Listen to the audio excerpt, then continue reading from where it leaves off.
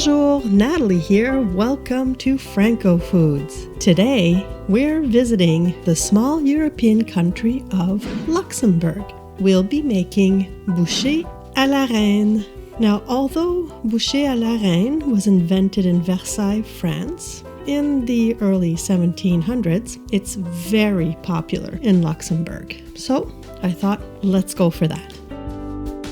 To start, I'm making the puff pastry shells for the bouchée. They're going to be the base of the bouchée à la reine. Some of you might recognize these as something more commonly known as vol au vent.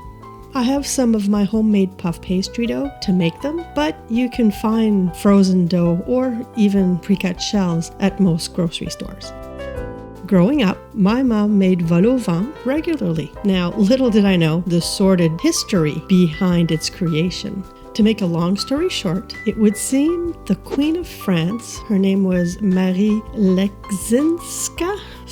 She was a princess from Poland who had married the King of France, and she asked the chef of Versailles to create a special dish that would ignite his passion so he'd stop being unfaithful to her. Sadly, that did not work, but Bouchées à la Reine became quite popular in France and then elsewhere, including Luxembourg. To make the shells, I've rolled out my dough, and now I'm going to cut out circles. About 3 inches round is what I'm using. Usually, these shells have a bit of fluted edges, and my cutter just isn't fluted, so I'm using what I have. But for each shell, you need 2 circles. I'm making 12 rounds, which means I'm going to make 6 shells. Once I've cut out all 12 circles, half of those, I'm cutting out a smaller circle in the middle, and these circles are going to create kind of like a hat that we're going to put on top of each bouchée. There's kind of like the little topping. Okay, so using the egg wash, I'm going to glue the donut-shaped circle, if you will, on top of the base. Now, just one thing you want to be careful is when you're brushing on the egg wash, if it drips over the edges, it's going to seal the sides and the pastry is not going to puff. So I'm being really careful about not going all the way to the edges because I don't want that to happen.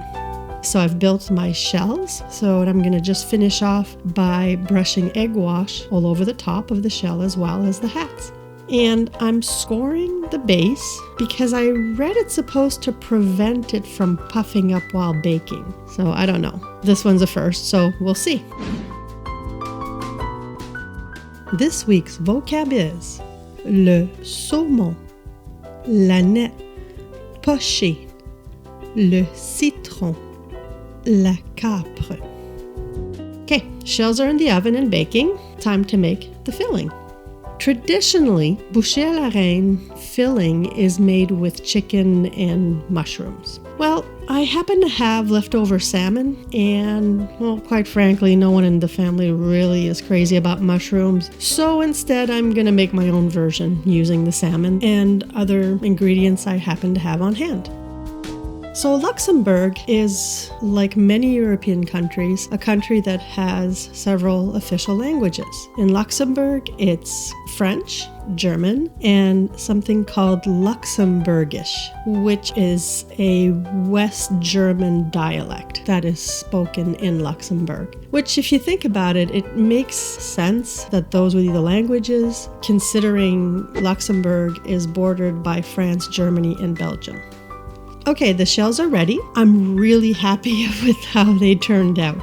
They've puffed up nicely, they're nice and golden brown, and well, even though I did the scoring trick, well, the middle's still puffed up, but that's okay. I'll just pierce it and flatten it out to be able to fill them nicely.